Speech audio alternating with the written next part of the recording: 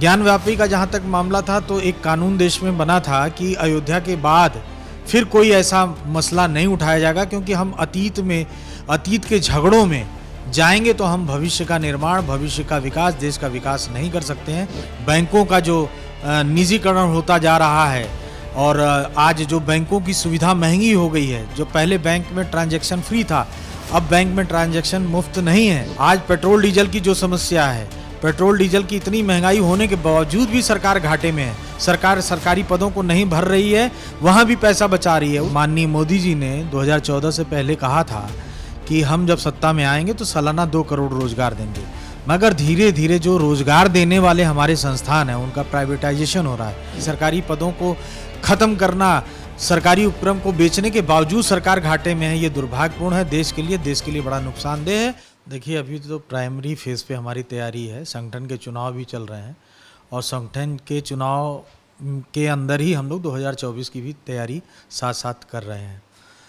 तैयारी पूरी तरह से मजबूती से हम लड़ेंगे और 2024 चूँकि केंद्र का चुनाव है, लोकसभा का चुनाव है और इसमें प्रासंगिक भाजपा के सामने कांग्रेस ही है, मुख्य विपक्ष के रूप में कांग्रेस ही रहेगी।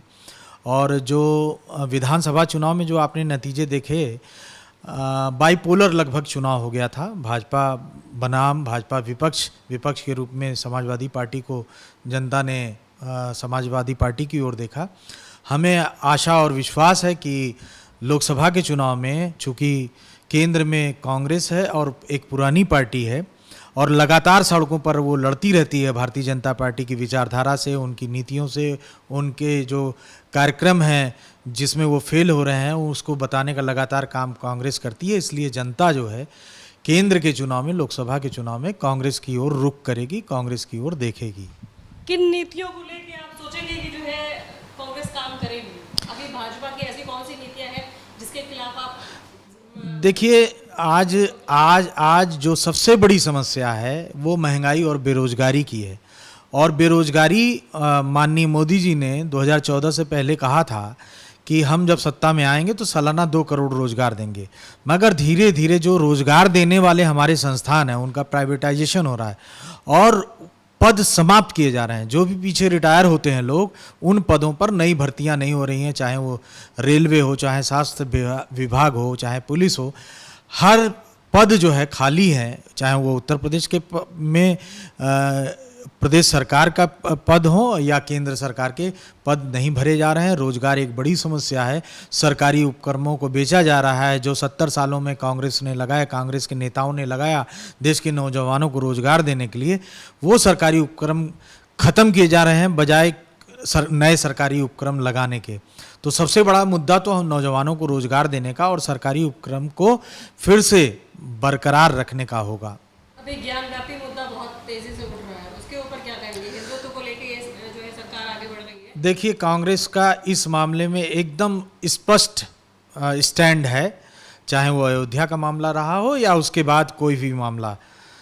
अयोध्या के मामले में भी कांग्रेस का स्पष्ट मत था कि जो भी सुप्रीम कोर्ट फैसला लेगा हम उसके साथ हैं। ज्ञानव्यापी का जहाँ तक मामला था तो एक कानून देश में बना था कि अयोध्या के बाद फिर कोई ऐसा मसला नहीं उठाया जाएगा, क्योंकि हम अतीत के झगड़ों में जाएंगे तो हम भविष्य का निर्माण, भविष्य का विकास, देश का विकास नहीं कर सकते हैं।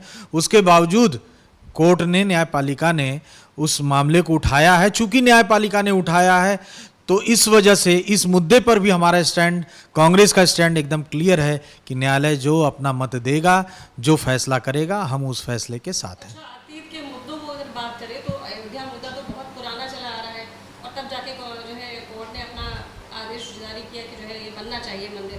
तो अतीत के मुद्दे इस तरह से उठते रहेंगे और ये सरकार उठाती रहेगी। अगर आप क्या कहना है?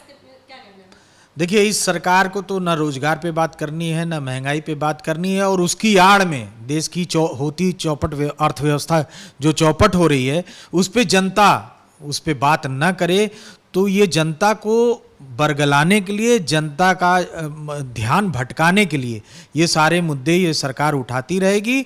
लेकिन हम, चाहे अर्थव्यवस्था का मुद्दा हो, चाहे कश्मीर का मुद्दा हो, चाहे महंगाई हो, चाहे बेरोजगारी हो, हम हर कदम पर जनता को जागरूक करते रहेंगे और सरकार को घेरते रहेंगे। अच्छा, पिछले चुनाव में प्रियंका जी ने नारा दिया था कि लड़की हूँ, लड़ सकती हूँ। इस बार आपका मुद्दा उत्तर क्या होगा? क्या ऐसा जो है कैंपेनिंग चलाएंगे जो लोग आपकी तरफ आए?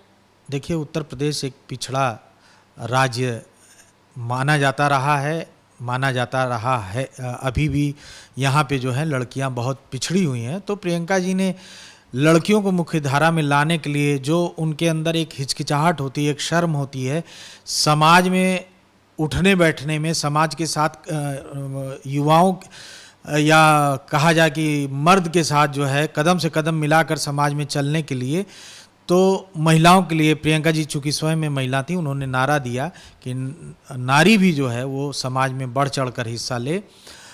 तो वो एक नारा था, देश भर में उसको पसंद किया गया है। आप देखिए आईएएस के जो अभी नतीजे आए हैं उसमें तीनों प्रथम, द्वितीय, तृतीय स्थान है उस पर महिलाएँ हैं, और प्रथम स्थान की महिला ने कहा कि वो प्रियंका जी के इस नारे से बेहद प्रभावित थी।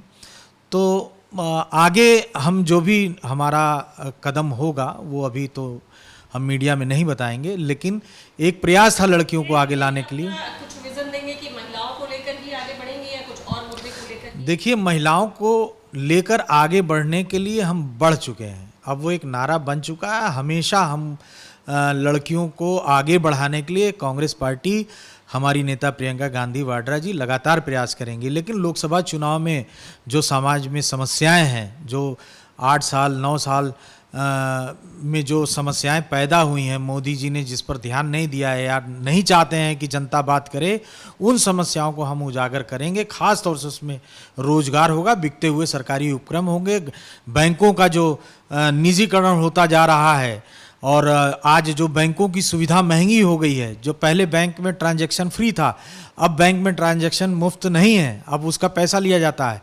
आज पेट्रोल डीजल की जो समस्या है, पेट्रोल डीजल की इतनी महंगाई होने के बावजूद भी सरकार घाटे में है। सरकार सरकारी पदों को नहीं भर रही है, वहाँ भी पैसा बचा रही है। उसके बाद भी हर जगह सरकार लगता है कि जैसे गरीब है, घाटे में है। इतना टैक्स, इतनी जीएसटी, पेट्रोल डीजल की महंगाई, सरकारी पदों को खत्म करना, सरकारी उपक्रम को बेचने के बावजूद सरकार घाटे में है। ये दुर्भाग्यपूर्ण है देश के लिए बड़ा नुकसानदेह है, और कांग्रेस इसके लिए लड़ेगी, जनता के बीच में लाएगी, और 2024 में सरकार बनाने की पूरी कोशिश करेगी। इनको सरकार से अपदस्थ करने की कोशिश करेगी।